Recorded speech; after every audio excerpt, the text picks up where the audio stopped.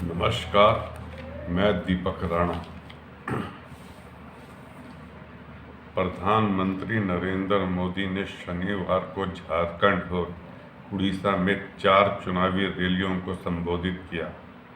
झारखंड के चतरा में चुनावी सभा के दौरान उन्होंने कांग्रेस पर निशाना साधते हुए कहा कि इस चुनाव में कांग्रेस की शहजादे की उम्र जो 53 वर्ष है, उससे भी कम कांग्रेस की सीटें रह जाएगी।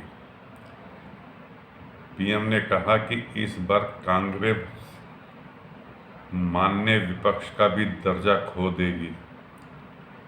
INDIA के दलों को अपनी हार का अंदाजा हो चुका है। कांग्रेस के सहयोगी पार्टी के एक बड़े नेता ने बयान दिया है कि चुनाव के बाद जितने छोटे छोटे राजनीतिक दल हैं, उन सबका कांग्रेस में विलय कर देना चाहिए। यह विपक्षी दलों की निराशा, हताशा और हार को लेकर उनके मन में समाये हुए डर को उजागर कर रहा है। पिछले 3 चरणों के मतदान के रुझान के बाद इंडी गठबंधन के नेताओं के मन में यह पक्का विश्वास हो गया है कि इस बार उन्हें सम्मानित ढंग से विपक्ष में बैठने के लायक भी सीटें नहीं मिल पाएगी। इसलिए अब वह एक पार्टी में विलय की बात कर रहे हैं।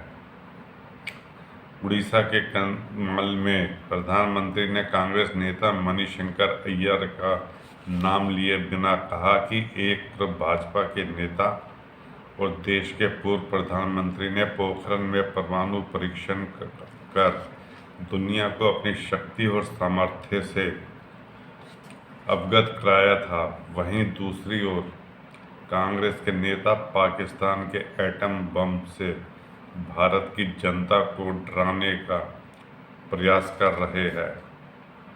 उड़ीसा के बाड़गढ़ में प्रधानमंत्री ने महाराष्ट्र के कांग्रेस नेता नाना पटोले द्वारा राम मंदिर के शुद्धिकरण को लेकर दिए गए बयान पर पलटवार करते हुए कहा कि कुछ दिनों पहले राष्ट्रपति द्रौपदी मुर्मू अयोध्या में रामलला के दर्शन करने गई थी।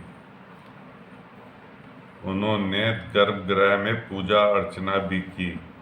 आदिवासी बेटी और देश की राष्ट्रपति द्रौपदी मुर्मू रामलला के दर्शन करने आई तो उसके दूसरे दिन कांग्रेस पार्टी के एक बड़े नेता ने घोषणा की कि अब हम राम मंदिर गंगा जल से धोकर इसका शुद्धिकरण करेंगे।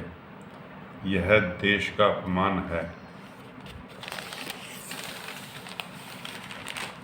उड़ीसा के बरगढ़, कंधमाल व बलांगीर की चुनावी सभाओं में पीएम मोदी ने कहा कि कांग्रेस के शहजादे संविधान को माथे पर लेकर जगह जगह नाच रहे हैं, लेकिन असलियत में यही लोग संविधान विरोधी रहे हैं। प्रधानमंत्री ने 2013 में राहुल द्वारा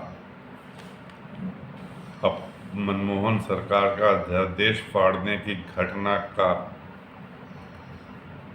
उल्लेख करते हुए कहा कि भारत सरकार की कैबिनेट के पास संविधान के द्वारा प्रदत्त अधिकार है, लेकिन शहजादे ने उस समय संविधान द्वारा बनाई गई अपनी ही डॉक्टर मनमोहन सिंह सरकार के कैबिनेट के फैसले को प्रेस वार्ता बुलाकर उस कागज के टुकड़े टुकड़े कर दिए थे। देश संविधान के टुकड़े करने वाले शहजादे को कभी माफ नहीं करेगा।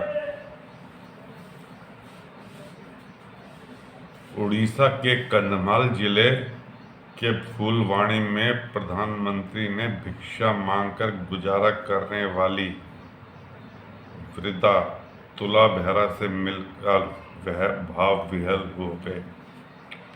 इसके अलावा वहां उन्होंने कवित्री व समाज सेवी पूर्णमासी जानी के भी पैर छूकर आशीर्वाद लिया। पीएम ने कहा कि एक माताजी ने आकर मेरा स्वागत सम्मान किया। जब मैंने उनके विषय में जाना तो मैं भाव विभोर हो गया। वह माता है तुला बेहरा जी। इनके पास अपना कुछ भी नहीं है। वह भिक्षा मांगती है और उम्र भर भिक्षा मांगकर जमा किए गए 1,00,000 रुपए इकट्ठे कर भगवान जगन्नाथ जी के चरणों में दान कर दिया। मैंने पूछा, आपको कुछ ज़रूरत है क्या? तो उन्होंने कहा कि मुझे बस जगन्नाथ जी का आशीर्वाद चाहिए।